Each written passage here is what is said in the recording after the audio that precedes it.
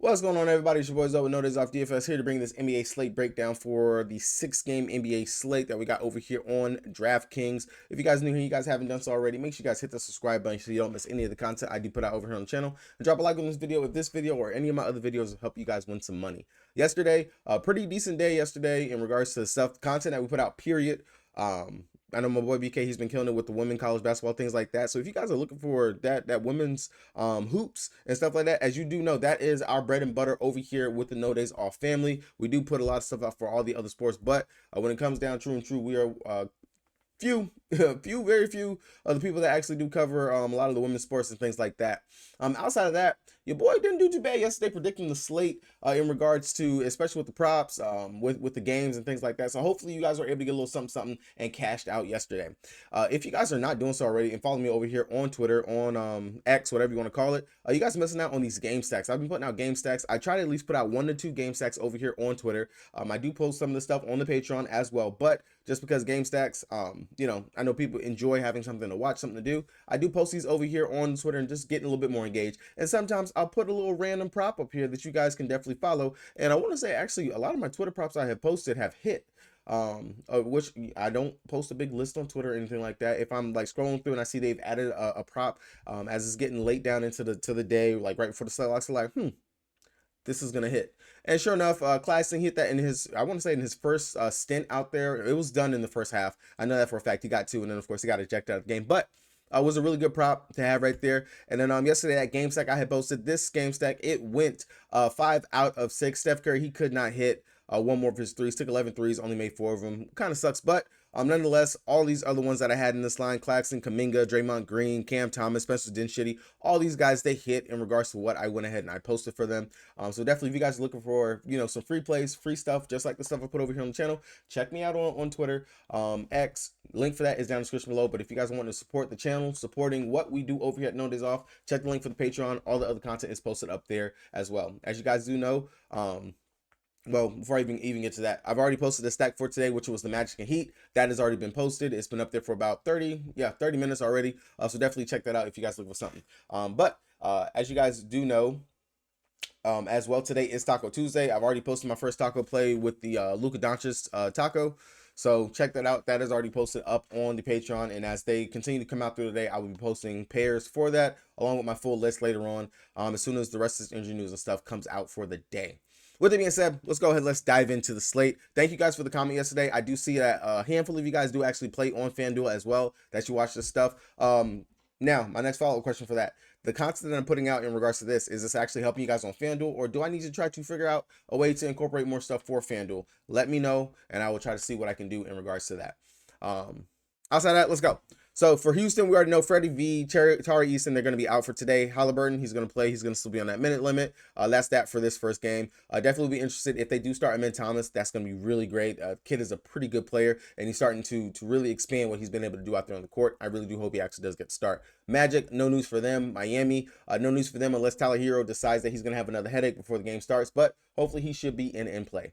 Dallas taking on Brooklyn. Biggest thing we got to pay attention to, they are on the back end of a back-to-back. They played last night. Luka and Kyrie both played about 35, 36 minutes. I need to know if Luka is going to be in or not. Right now, I haven't seen anything that is telling me Luka will miss.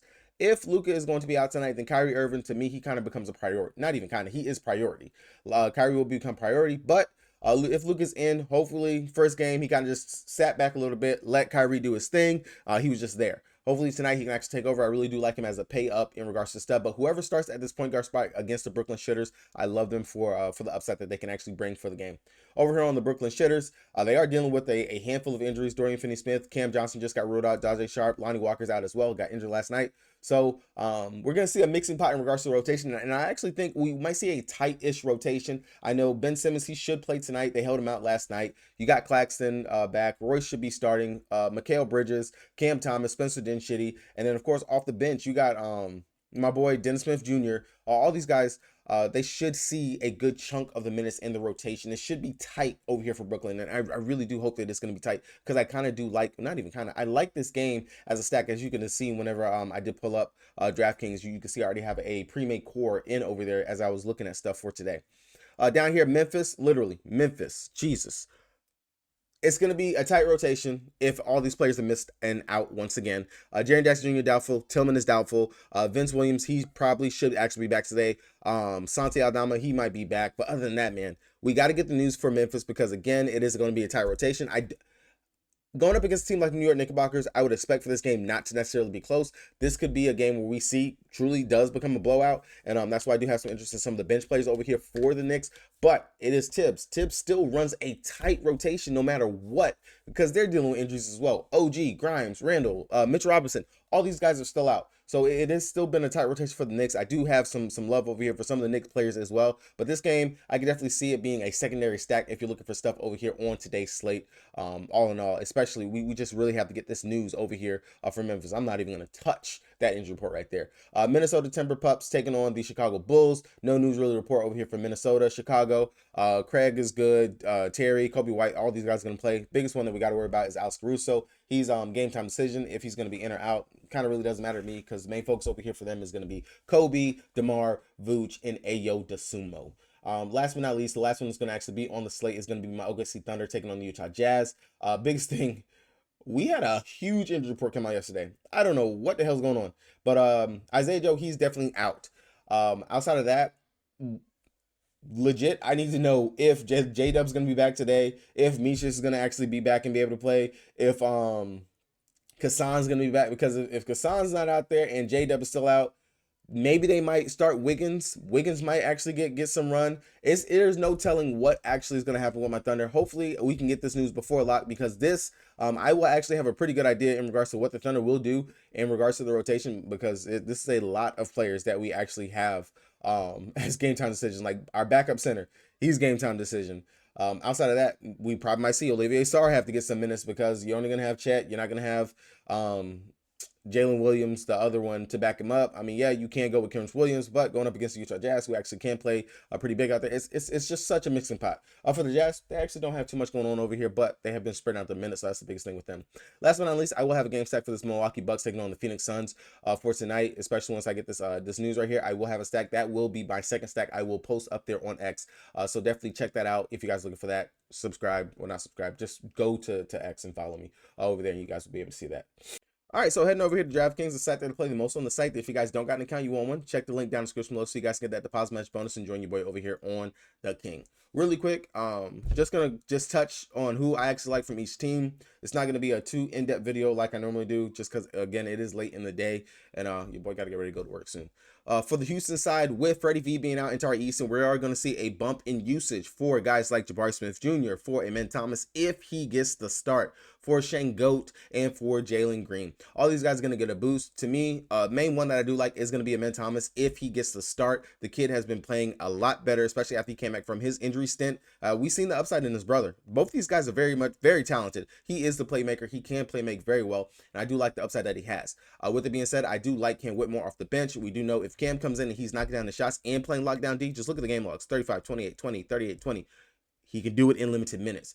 Going up against the Indiana Pacers, who play fast as it is already. Play fast. This should be a game that should definitely boost value for the Houston Rocket young guys that we have out here. Like, honestly, the whole team. This should boost their value up, especially just the track meet that it can be. Şengün, I do like him. We have seen opposing centers have done pretty well going up against the Indiana Pacers, and Şengün has not had decent games going up against the Pacers as well. 9K, it is a bit steep to pay up for him right there, but I do understand the price, especially because of no Fred VanVleet. We do expect for his assist rate to actually go up, things like that, and the usage that he is actually going to carry. But definitely, if I can, I'd rather come down here, get me a Cam Whitmore and a Amen Thomas, get the value that I can actually get over here on this team. Jabari Smith Jr., he'll be the biggest GPP option that you can have over here. Hopefully, his minutes can somewhat solidify, and he actually can come out here and get a run like he got going up against the Lakers, 36 minutes, dropping 43.75 fantasy points. Keeps himself out of foul trouble and can definitely exploit the matchup because we have attacked Indy with opposing power forwards continuously throughout the season. He definitely can have a really good game. Going over to the inside, Halliburton, he's still on that minutes limit, that game time decision type thing, of course, where they're working him in. He hasn't played more than 22 minutes in any of the contests. Definitely, I like the upside for him. If you want to take a GPP option, if you just think that this is truly just going to be a track meet or something like that. But with that minute cap on him, 8,600, you might as well just go ahead and play some of the other guys in the other games that you can get to. Terry Rozier, Kyrie Irving, Anthony Edwards, things like that. I'm not pressed to get up here to Tyrese Halliburton, but I can come down here. I can play a Pascal Siakam who, with Halliburton being on that limit, he is doing some of the playmaking. He is also having to score, all those things like that, and help shoulder low for the team. And Miles Turner, the matchup is very good for Miles Turner. Turner has actually played the Houston Rockets pretty good so far this season. I know he is very much hot and cold in regards to what we can actually get from Turner, but I do like his upside here in this matchup at 6K, decent value at the center position that we can go to, and I do like his upside. Outside of that, Neesmith, Mathurin, TJ McConnell, Nembhard, all these guys are your fillers if you want to go to them. All of them pretty decent spots, especially with Halliburton being on that minutes limit. If I had to rank them in the order that I would actually take him, it would be Neesmith, just because his minutes, they seem to be pretty secure in regards to what they're actually giving him out there, and we know he can actually pop off, especially if the shots falling and the defense that he brings. Mathurin, he's going to be my next fiddle, just because, again, as long as he's actually playing the minutes, he's a very good microwave scorer, and I do like his upside, especially in this matchup going against Houston. Mathurin. Then it will be Nembhard, just because, again, Halliburton, minute limit, and then TJ McConnell. He'll be the one I'll round that up and back that up with right there. Outside of that, if Jalen Smith is going to be out, Obi Toppin, he should see a little bit more of the run, and same thing for Isaiah Jackson. But none of those guys are main staples that I got to go to. Over on Dallas, taking on Brooklyn Nets, like I said, Luka, if he's in and he's fine, I do like Luka as a spin-up option. I think he will come in low on today. The matchup is very good going up against the Brooklyn Shitters. Now, if you want to take it as an omen for the fact that Luka is the taco for today's slate, then definitely fade him by all means. But I do love the upside for Luka, playing on a back-to-back, and I know he can play at least 36 to 40 minutes out there on the slate, just depending on if Brooklyn can keep it close. Love the upside for Luka here. 12K opposing point guards have smashed going up against the Brooklyn Nets, and I just period like the spot. If Luka's going to be out, I will come down and I will play Kyrie Irving, as long as they tell me he's not on the minutes limit, or he's not going to miss this game. I do love the upside for him as well. Everyone else over here, they're all just mixing pots. The only one that I have any type of interest in will be Josh Green off the bench, because the kid's been playing hella minutes and he's been very consistent in his time out there, and he's doing more than just scoring. He's been pretty consistent in getting some rebounds and also playmaking a little bit as well. And if either one of Luka or Kyrie was to miss, Josh Green, he should be slid into the starting lineup and see upside as well. So that'll be the main value that I want to get to over there on the Dallas Mavericks. For the Brooklyn Nets side, of course, Cam Johnson, Lonnie, Dorian Finney-Smith, Sharp, all these guys are out. I do have a mini net stack that I do like for today, and it's not with Cam Thomas, Mikal Bridges, Claxton, Ben Simmons, none of those guys, or Spencer Dinwiddie for that means. I like these guys off the bench. I like the Royce O'Neal if he does get to start. Decent, can boost his trade value as well. Whenever he has started, he's played decent minutes throughout the year, and he's produced.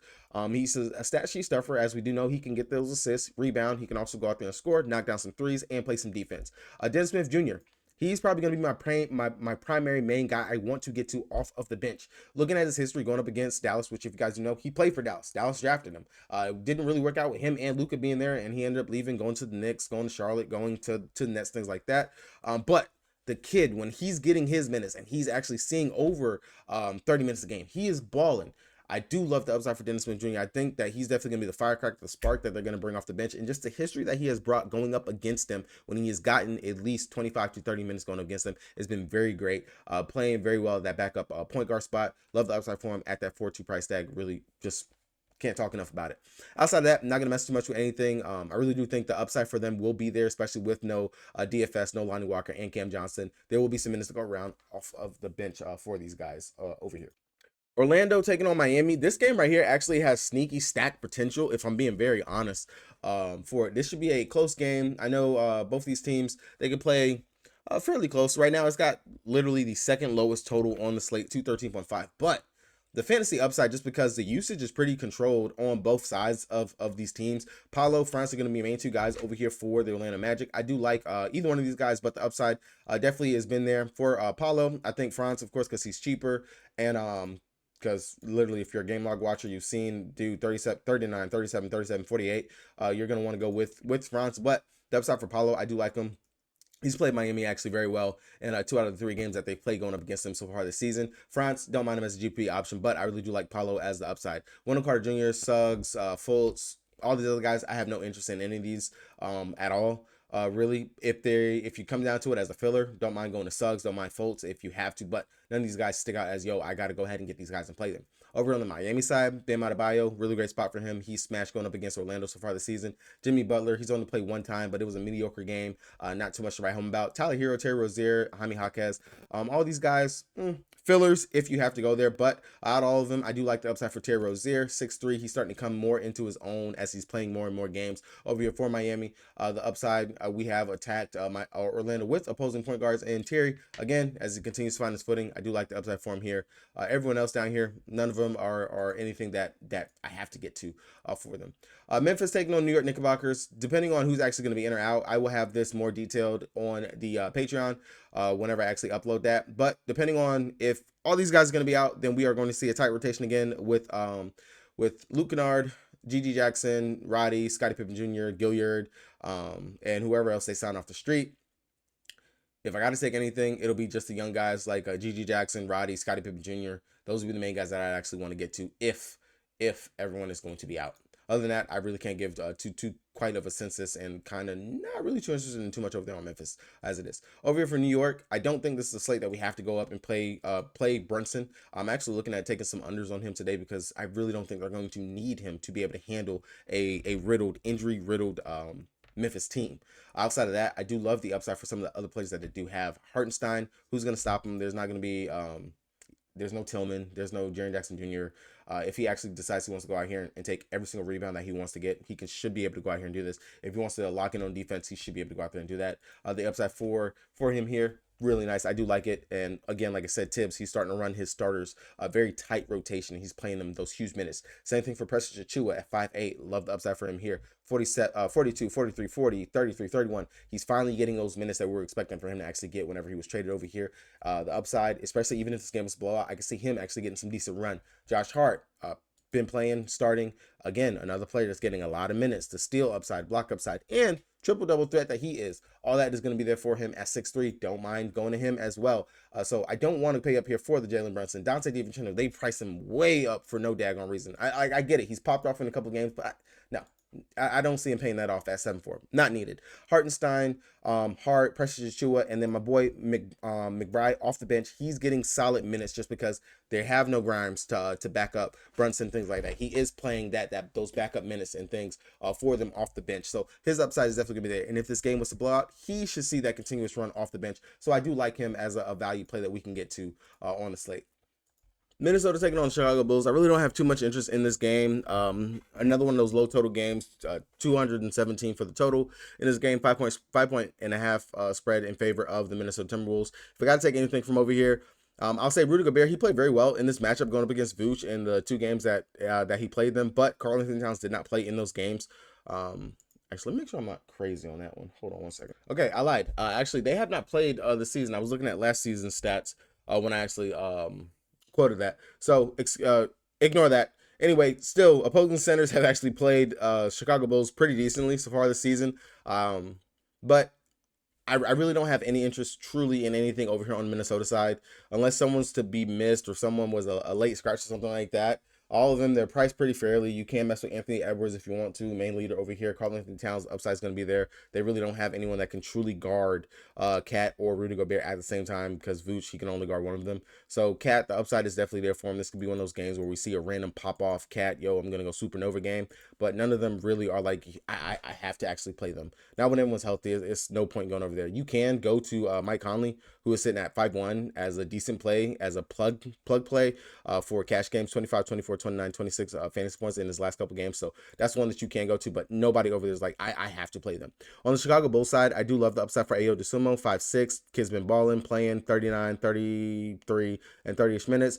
Very productive in his time while he's out there. Outside of that, Dallas Caruso's miss that does boost him up a little bit more as well. But I don't mind if you want to come down here and you want to play Andre Drummond. This should be a matchup that he will be needed and should see maybe 20-ish minutes as long as he can keep himself out of foul trouble. That's definitely just a DPP option. And you can mess with the Vucevic because he is going to be another one that's going to be needed. He's going to have to play some pretty decent minutes just because they do have the size out there. But other than that, Not gonna go there at all. Like this, it's just no one besides AO is the only one that sticks out on that side. Over here for the OKC taking on the Utah Jazz. Again, like I said, really got to know the news in regards to all these guys that we have questionable and out. If Jalen Williams, the center, is ruled out, then Sarr should get some backup center minutes, as long as he's with the team. And then Terrence Williams will be your backup center, as you can see. So both those guys will be pretty secure in the minutes. If Kassan Wallace, J-Dub is out, then we are going to see decent rotation for Josh Giddey, Lou Dort, and Aaron Wiggins. All these guys will get some run. If you didn't watch it last game, 33 minutes, dropped 32 fantasy points. That boy was balling out there.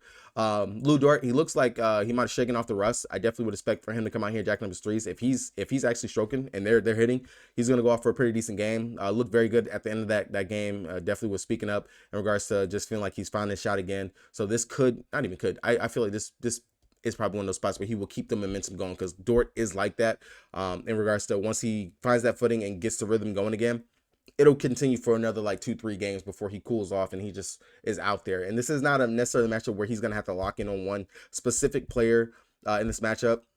So the upside definitely for Dort. I do like it here. Josh Giddey, I really don't like playing him at all, just because there's no telling what Josh Giddey I'm going to actually get. If you want to mess with Josh Giddey, you can. I'm not even messing with that. But SGA, if all these players will be out, we know the usage is going to be there. Opposing point guards going up against the Utah Jazz, they have cooked, they have killed, and Shea has killed pretty much every single time in everyone that he has played throughout the season. Definitely would be one of your more cash safe plays if you didn't play like a Luke or something like that on the slate.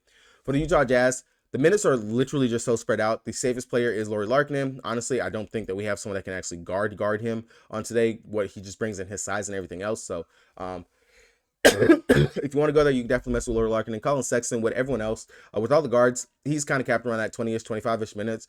You can go there if you think maybe he can just go supernova in his time frame while he's out there. Definitely do like the upside, but I do like Keontae George. Looks like his minutes have started to tick back up again, and his production has been very good when he's out there on the court. 3,900. Opposing backup point guards have done very well going up against the Thunder whenever they are out there on the court. So I do like the upside for him there. You can mess with a Walker Kessler off the bench if you want to, but other than that, not going to go there and mess with anything. And I did forget to actually mention Chet, 7'5", another value center you can go to. With J-Dub, if he's out, he has been having to step up a little bit over those last couple games, so you definitely can go there as well, especially if we can actually get him knocked down as 3. Now, example lineup, what I'm kind of honed in on right now so far is Luka, Dennis Smith Jr., Royce O'Neal, Paolo Banchero, and Miles McBride are the guys that I'm looking at right now to kind of build around. Currently, with what injury news and stuff that we have for the slate, as more stuff breaks, this line might go ahead and change. But if you guys are looking for pretty much kind of my core right now, which if nothing changes, this will be posted up on the site for the Patreon. So you guys just got this for free if you guys made it to the end of the video. Hopefully you guys enjoyed the content. Definitely follow me on X like I was talking about. I will be posting more game sets up there. Subscribe to the channel so you guys don't miss anything, and drop a like on the video if this video helped you guys out. With it being said, it's your boy Zoe. Peace.